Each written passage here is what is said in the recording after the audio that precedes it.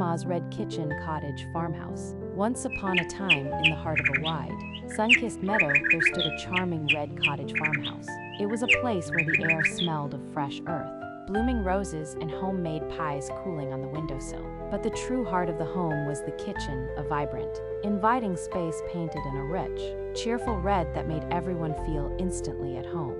Grandma Lillian was the queen of this cozy red kitchen. Every cabinet was a masterpiece, crafted from aged wood and lovingly painted in soft red tones with hints of white distressing, giving it that perfect rustic charm. Inside the cabinets, she kept her beloved collection of chinaware, delicate plates edged with tiny scarlet flowers, teacups trimmed in gold, and serving bowls painted with scenes of countryside gardens. The dining table stood proudly in the center of the kitchen, its wood stained deep and warm, like honey touched by firelight.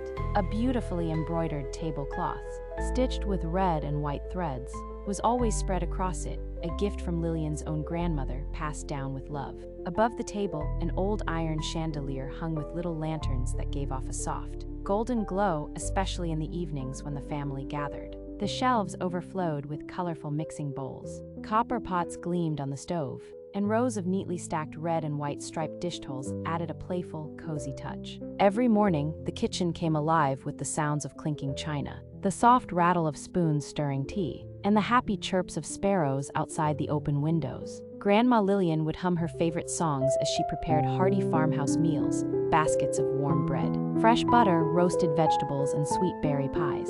The Red Kitchen was more than just a place to cook.